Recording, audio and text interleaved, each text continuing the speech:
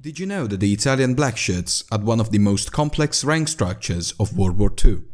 During the war, the Blackshirts, or Milizia Volontaria per la Sicurezza Nazionale, usually shortened to MVSN, played a significant role in Italy's military efforts, and understanding the ranks and structure is crucial to understanding their contributions. Whether you're a history buff or just interested in military structures, learning about the Italian Blackshirts rank system is a fascinating glimpse into a unique aspect of World War II history. In this video, we'll explore the different ranks of the Italian Blackshirts, from the enlisted to the general, and examine their responsibilities both on and off the battlefield. By the end of this video, you'll have a better understanding of this unique and complex rank structure. The Blackshirts drew inspiration from ancient Rome in the naming conventions for units and ranks, such as the Centuria and Console. Despite their lofty titles, however, the Blackshirts often struggled with poor support equipment, a lack of mechanization, and inadequate leadership. Moving on to the organization of MVSN units on the field, the Blackshirts' smallest independent unit was known as the Squadra, led by a Caposquadra. The Manipolo, essentially a platoon, was led by the Capomanipolo. Next, in the chain of command was the Centuria, led by a Centurione, followed by the Coorte, led by a Signore, and the Legione, led by a Console. The highest level of command was the Zona, or Divisione, led by a Luogotenente Generale or higher. This was equivalent to a division. In the Italian army, enlisted men were divided into 4 ranks, with the 2 lowest being classified as truppa, or simple troops, and the highest 2 as graduati, or rank holders, who were often granted leadership roles. However, in the MVSN, the truppa was represented by a single rank known as the camicia nera, or black shirt. Until 1936, this rank was equivalent to the lowest army rank, but it was later upgraded to match the second lowest military rank. Those holding the rank of camicia nera were typically assigned to perform menial tasks and were comparable to what we now refer to as grunts. Above the camicia nera rank was the camicia nera scelta and vice caposquadra, roughly equivalent to the US Army corporal and sergeant ranks respectively. While the camicia nera scelta held the same level of authority as the camicia nera, the vice caposquadra served as a deputy squad leader or group leader under the lowest non-commissioned officer rank, the caposquadra. A group was a subdivision of a squad consisting of approximately 10 soldiers. In the event that the squad leader was unable to fulfill their duties during combat, the vice caposquadra was tasked with taking over command duties and directing fire and movement as needed. It is worth noting that from this point forward, rank names began to reflect the soldiers' duties on the field. Although the daily tasks of a camicia nera scelta did not differ significantly from those of a camicia nera, their subordinates will typically perform the most menial tasks.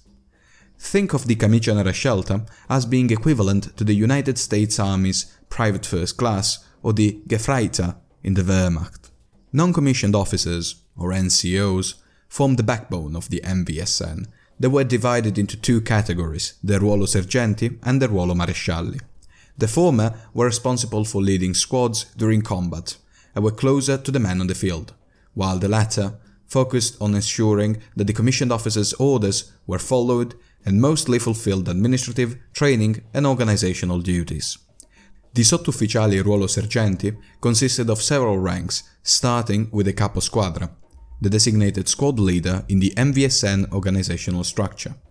The Caposquadra was tasked with directing a squad's overall fire and movement, leaving individual orders to the 2 vice Caposquadra under his command. A squad was made up of around 20 men, divided into either 2 rifle groups or a rifle group and an LMG squad. The highest Sottufficiali Ruolo Sergenti rank was the Primo Caposquadra, who essentially acted as a senior Caposquadra and was the equivalent of a sergeant major in the United States Army. He was responsible for commanding a squad or even larger groups if the need ever arose, which it often did due to the lack of NCOs within the entire Italian armed forces. The Sottufficiali Ruolo Marescialli, or aiutanti, as mentioned previously, were responsible for organizing squads, leading and organizing drills, and mostly handling administrative duties.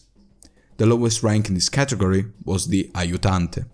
The two highest ranks of the Sottufficiali Ruolo Marescialli were the aiutante capo and primo aiutante.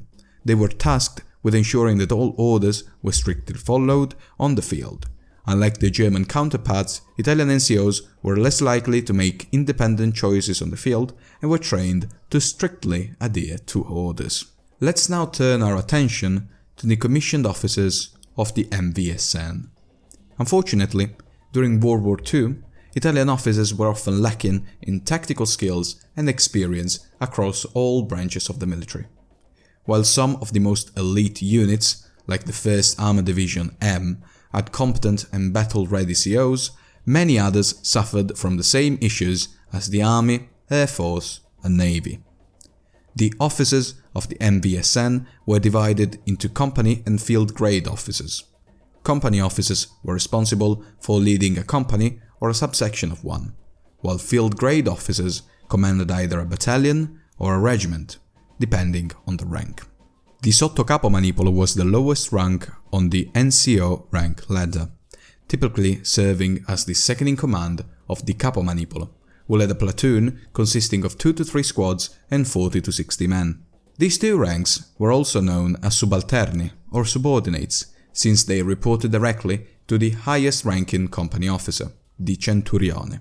The title of centurione was derived from the ancient Roman army rank of centurion.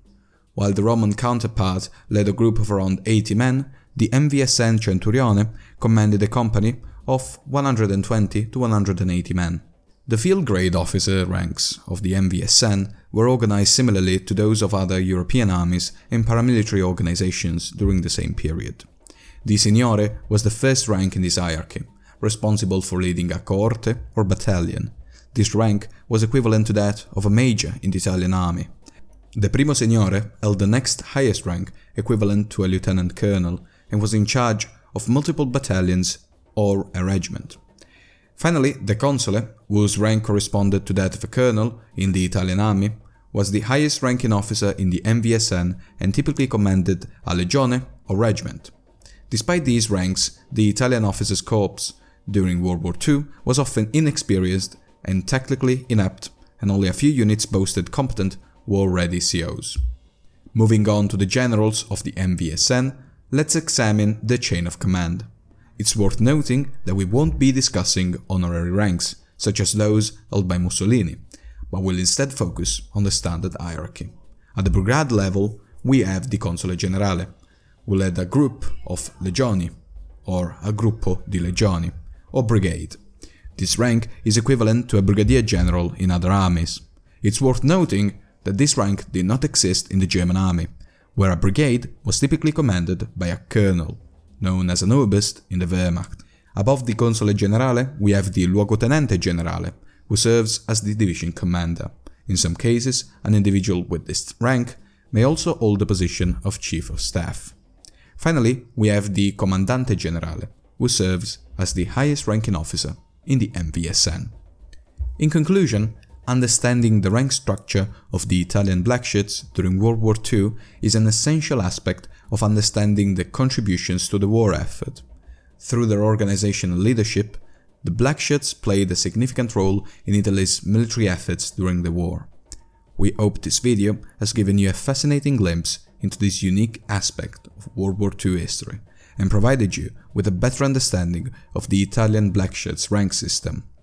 Thank you for watching this, and don't forget to like, share and subscribe to our channel for more videos like this. By the way, I've opened a Patreon page for this channel. If you feel like helping out, you can visit the link in this video's description and become a patron. Thank you for any help, it really means the world to me. Bye!